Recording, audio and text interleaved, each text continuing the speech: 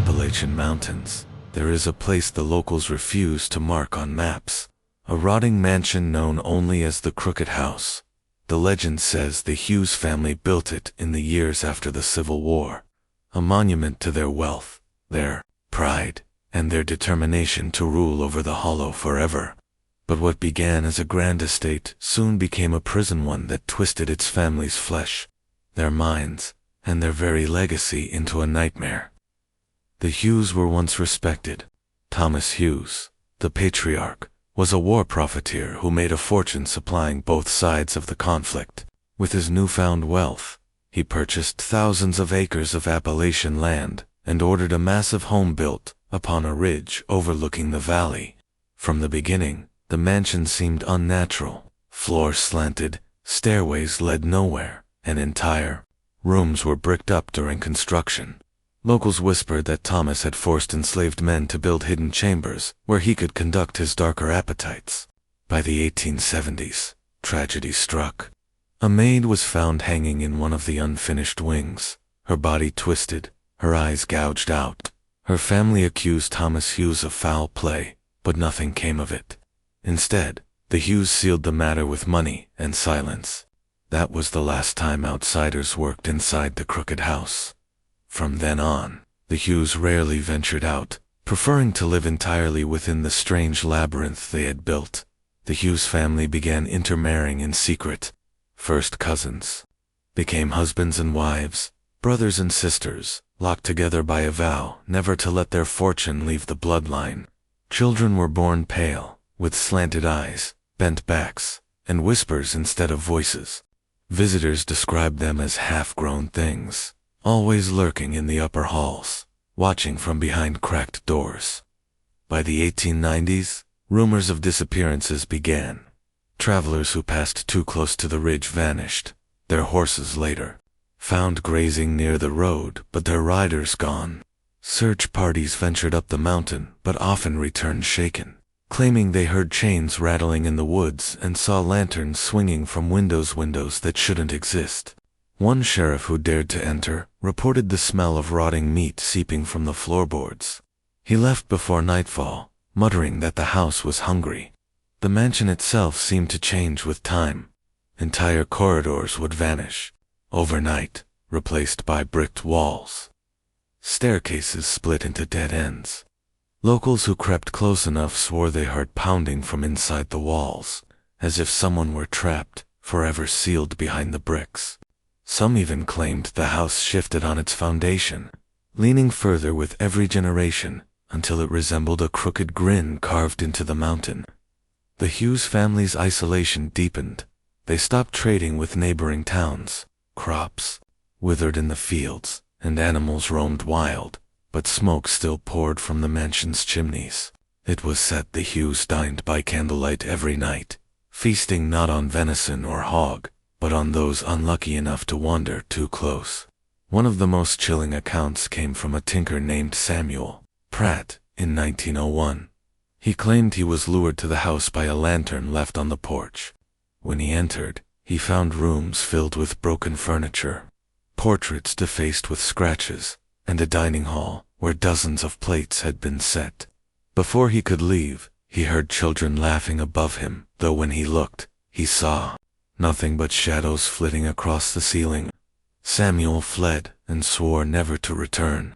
His account became one of the earliest public tales of the Hughes bloodline. The family's decline was both physical and mental. Birth defects worsened with each generation. Some children were born with elongated arms, others with eyes clouded white, unable to see. One girl was rumored to have no mouth, only a slit across her face, where she whistled instead of speaking. The Hughes called her a prophet. They began worshipping their own deformities as signs of divine favor, believing their bloodline had been chosen to be purified through suffering. By the early 20th century, the Hughes were entirely forgotten by society. Mail stopped arriving.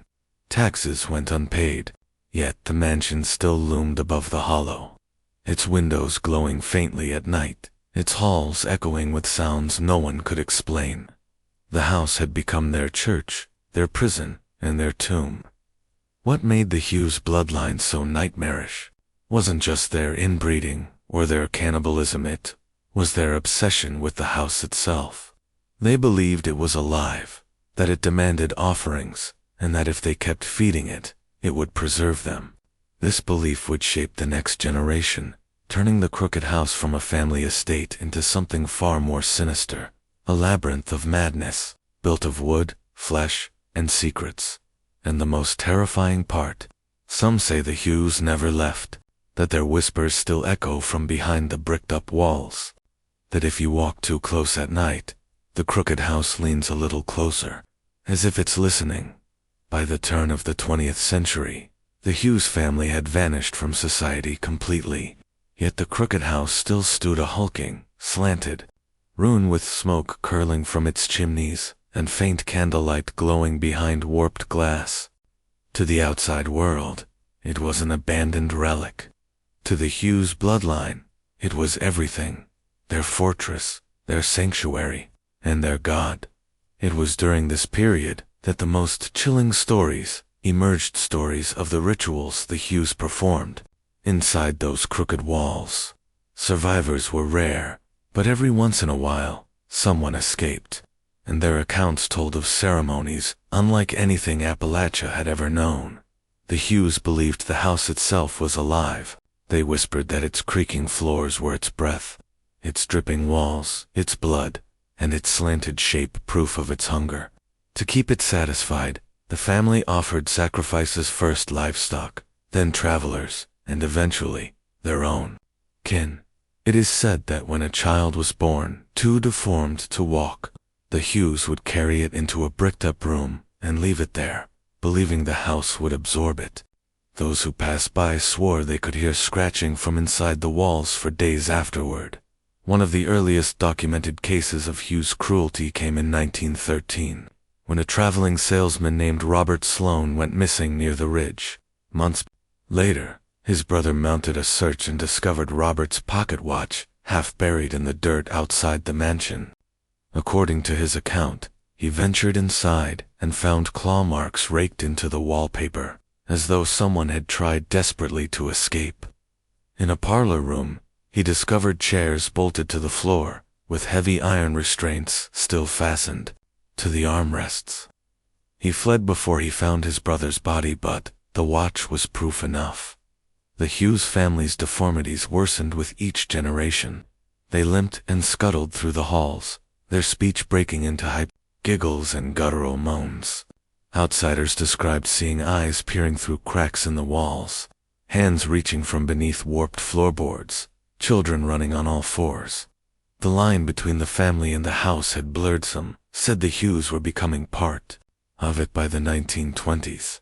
Disappearances around the crooked house had become too frequent to ignore. A group of miners, angry after losing co-workers to the woods, stormed the mansion one night. What they found was so horrific, they never spoke of it in public again. Privately, one of the men described a dining hall where the walls were lined with chains, and bones were stacked neatly in corners like firewood. He claimed there were portraits of Hughes' ancestors with their faces carved out, replaced by crude spirals scratched into the wood, and he swore that as he fled, he heard singing from the upper floors a choir of voices, young and old, chanting in unison. Not all victims were outsiders. Sometimes, members of the family themselves were chosen as offerings. Inbreeding had left. Many of the Hughes children twisted, their bodies frail, their minds broken. Rather than see this as tragedy, the family declared these children gifts for the house. They were locked away in hidden rooms, their cries muffled by brick and mortar. Travelers who camped too close to the mansion sometimes reported hearing faint pounding from beneath the earth, as if the house itself was trying to speak through the mouths of those it had devoured. The Hughes rituals grew more theatrical with time. Accounts from escaped captives described marriage ceremonies in the main hall, where brothers took sisters as brides beneath decayed chandeliers. Captives were dressed in tattered gowns and paraded before the family, only to be chained to the walls and slowly bled as the Hughes feasted.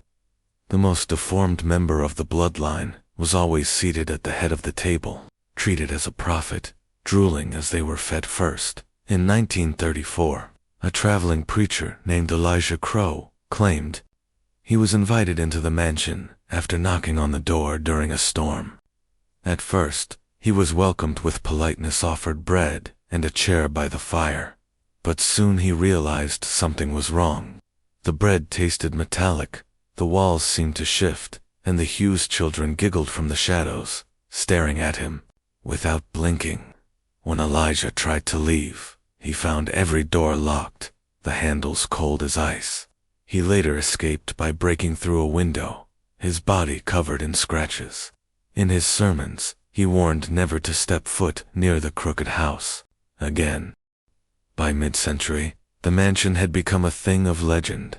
Outsiders swore it appeared in different places. Some saw it standing tall on a ridge, others deep in a hollow, and some claimed it wasn't there at all until night fell.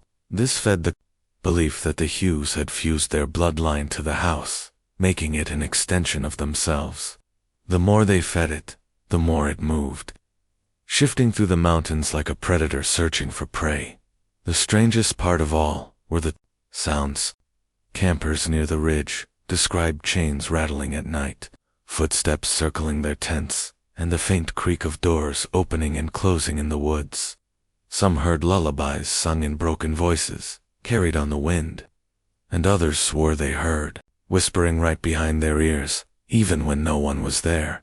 It was no longer clear whether the Hughes were human at all. Their bloodline had twisted them beyond recognition, but their devotion to the crooked house had twisted them even further. They were no longer a family, they were caretakers of something older, something living, something that demanded flesh and blood. And for those foolish enough to enter their crooked halls, there was no escape. The walls closed in, the doors vanished, and the whispers began. The house always took its due. By the 1960s, the legend of the Hughes family had sunk its claws deep into Appalachia's folklore. Parents warned their children never to wander too far from campfires. Hunters whispered of strange lights in the hills, moving against the wind. And locals swore that if you listened closely near the ridge on a still night, you could hear the Hughes family chanting inside their crooked house voices from the grave carried through the trees. But for outsiders, especially thrill-seekers and amateur explorers, the Hughes legend was more than a warning. It was a dare. And that is when the stories became even more chilling. In the spring of 1965, 3 university students from Kentucky hiked into the woods, determined to prove the Hughes mansion was nothing more than a backwoods ruin. According to local reports, only one of them returned. The survivor, a young man named Michael Grant, emerged from the trees 3 days later, incoherent, his clothes shredded. Authorities dismissed his tale as hysteria, but locals repeated it like gospel. Michael claimed that the house was alive, literally breathing, with the sound of air moving through its hollow halls. He swore his friends were dragged into the walls themselves, their screams muffled as the plaster rippled like water. To his dying day, Michael never set foot in the mountains again. In the 1980s, the Hughes legend took on new life when urban explorers began documenting abandoned buildings across Appalachia. Several groups set out to find the crooked house, often armed with cheap camcorders and flashlights. Most never returned with footage. But in 1987, a tape was found at a pawn shop in West Virginia, labeled only Hughes. The contents were disturbing. Grainy night vision showed a warped house, leaning at impossible angles. Voices could be heard whispering in the background, though none of the explorers were speaking. At one point, the camera tilted to show a dining hall lined with broken chairs and skeletal remains, still bound by chains. The last minute of footage was nothing but darkness and the sound of frantic breathing, followed by a woman's voice whispering, "The house is hungry."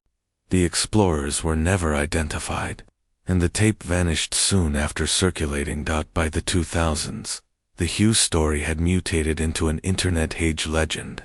Forums lit up with alleged encounters. Hikers posted photos of strange footprints, with too many toes. Hunters shared audio of eerie lullabies echoing through the valleys at night. Some swore they captured fleeting glimpses of pale figures moving between trees, their limbs bent at unnatural angles.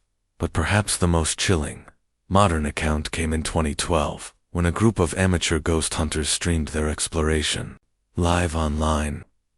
At first, the footage was uneventful, just dusty halls and creaking boards.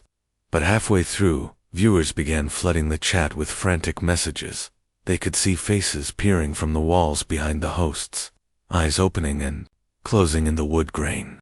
The stream abruptly cut out after one of the explorers screamed that the door had vanished. None of the group was seen again.